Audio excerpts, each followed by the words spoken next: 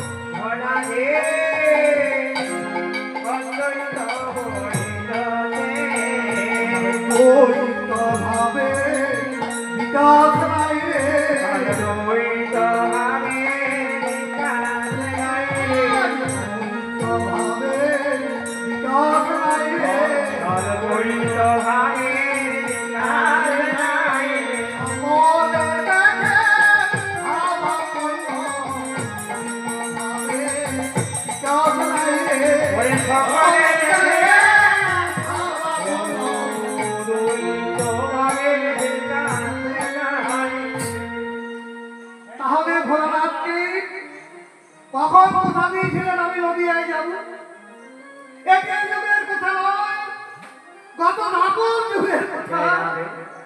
গোবিন্দ শতকোটি কবির সঙ্গে রাসলীলা করতে সেই দিন বলেছিলেন ভোলানাথ আজ হবে না আবারও কলিযুগেতে যাব তোমার নিকটে ভোলা এই করিলাম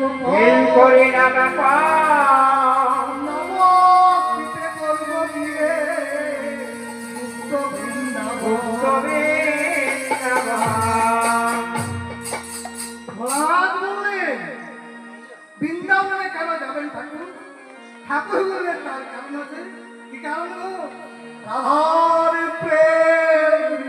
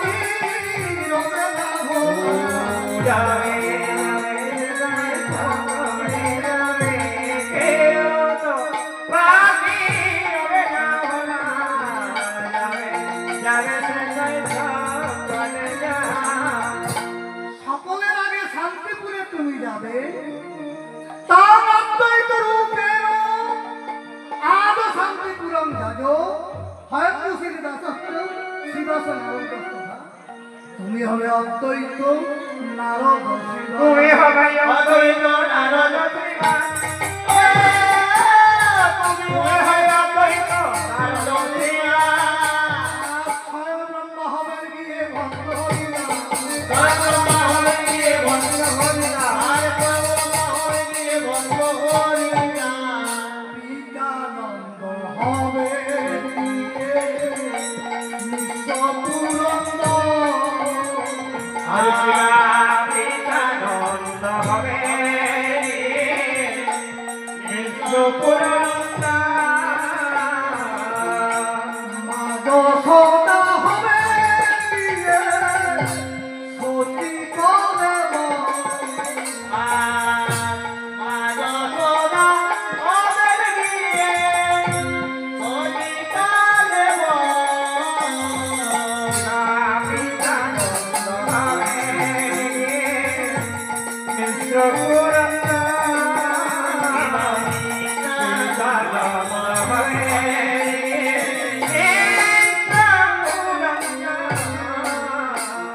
লাই দাদা নিতাই হবে হবে হবে আরে কি বনাই দাদা নিতাই হবে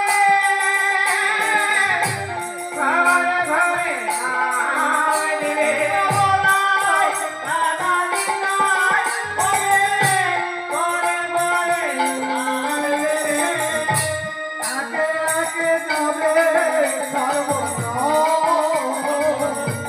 একে একে যাবে সর্বনাশ একে একে যাবে যাবে সর্বনাশ একে একে যাবে যাবে সর্বনাশ ওই তব মানে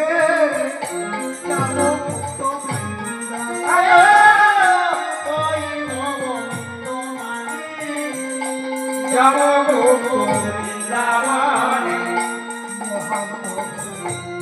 বেশকিত হরে মহান্ত হইবে সখীরা আমার মহান্ত সখীরা আমার মহান্ত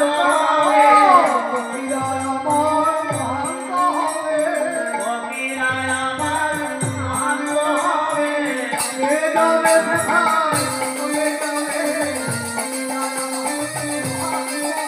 আরে যাবে যাবে সবাই সকলে যাবে সখীরা আমার মহান্ত হবে কেউ তো মানি কেউ আমাকে রাবে না রে বলে না কেউ আমাকে রাবে না রে বলে না যেমন নবী সঙ্গে নৃত্য করছি আমি এমনি ভাবে নাচবো। হবে এমনি হবে নাচবো এমনি হবে নাচবো এভাবে নাচবো তোমাকে সঙ্গে নিয়ে এমনি ভাবে নাচবো। সবাইকে সঙ্গে রয়ে এমনি ভাবে নাচবো হরি হরি হরি বলে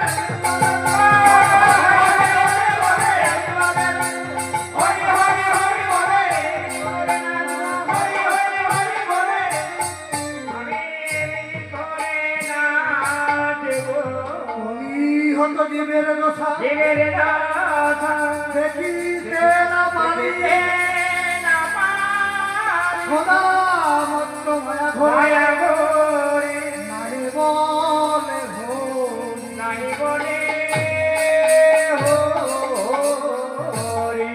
ভুলো একবার হরি নাম বলে ভুলো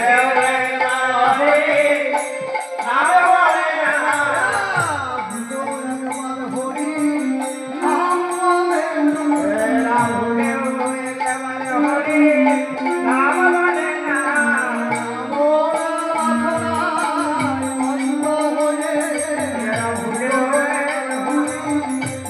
বলে রাধা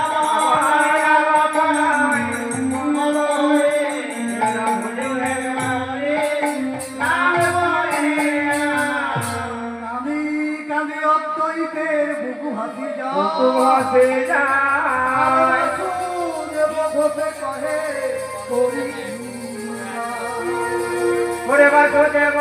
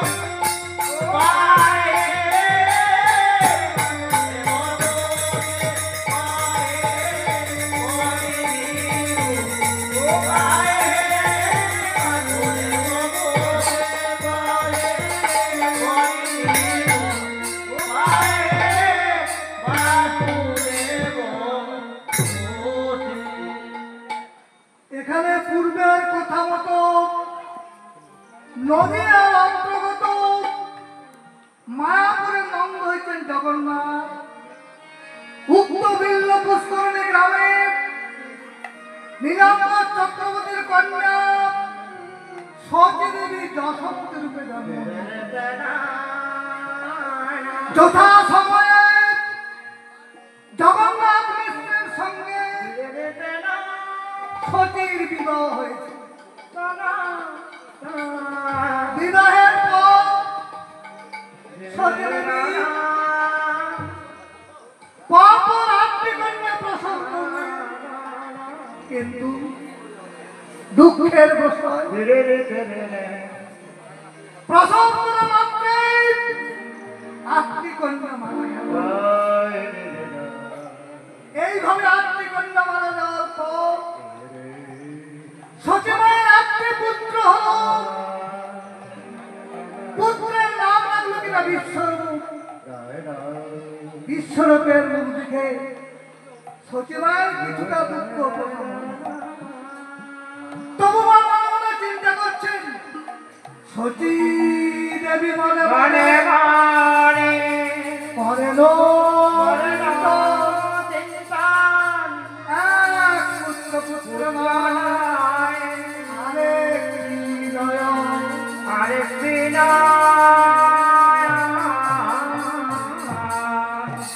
সতী মামা বিধাতাকে কেঁদে কেঁদে ডাকতেন, হে ঠাকুর আমার আর একটি পুত্র না। আর এদিকে শান্তপুরে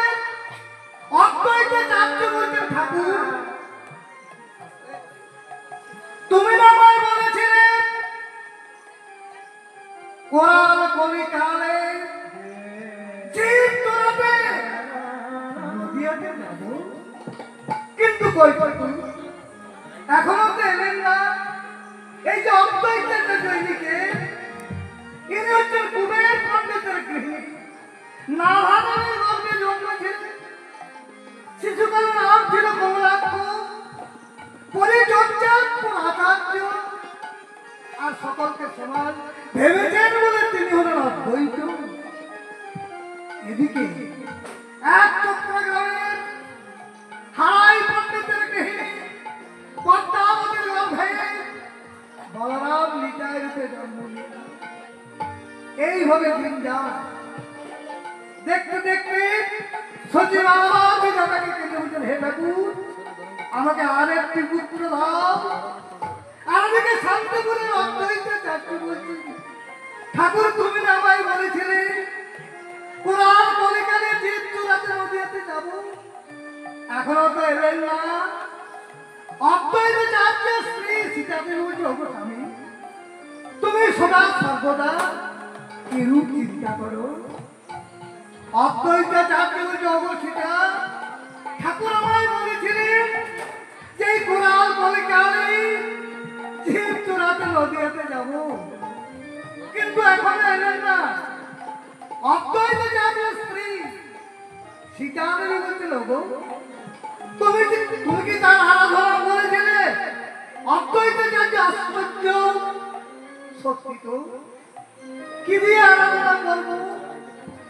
লক্ষ্মী যার গৃহিণী, গৃহ যার ত্রিভুব, গরুর কৃষ্ণে যার আসন, হরজি পদ্মাসনে যার ভদ্রাসন, সুধা যার ভদ্র, কৌস্তবমণি যার অলঙ্কার, পানি যার বেদ, পণ্ডিতগণ যার অনুচর, বিশ্বব্যাপী যার বাস, বলে তারে আমি কিভাবে বলে তারে আমি কিভাবে আরে কিভাবে আমার দেবার কিবার আছে, তারে আমি কিভাবে বলে আমার কিভাবে তারে আরে আমি কিভাবে মনের বেদনা তবে জানাবার জানাবার তরে উপনীত হইল আসি সুরধর ভুলভুলি জীবান্বিত করা বসি করি না। আরে জীবান্বিত করা বলি বলি পরনাথ শুধু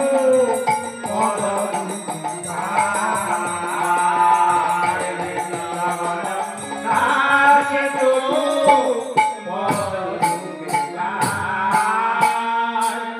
হঠাৎ এখানে একটি শ্লোক মনে পড়ে গেল। চৈতন্য চরিতামৃতে কবিরাজ গোস্বামী বলেছেন যে তুলসীর তম মাত্রেণ জলস্য লোকের ব্যক্তিতে সমাত্মানা ভক্তব্য ভক্তবৎসল। অর্থাৎ এক খণ্ড জলে যদি কেউ তুলসী পত্র দিয়ে ডাকে তাহলে আর স্থির থাকতে পারি না। তাই আর হয়েছে কি বিশেষ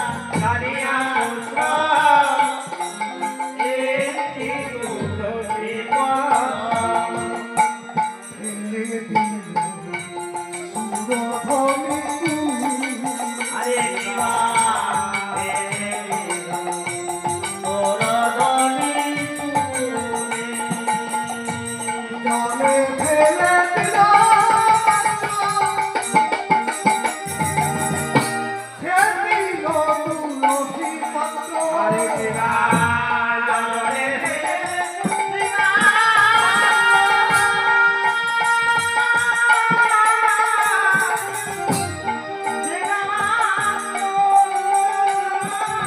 সোনারি ভাই তুলসী পত্র এই কমে জানতে চাও আরে দিবা সেখানে সেখানে ওলারে সেখানে সেইখানে ওলারে সেখানে আই তুলসী জানতে চাও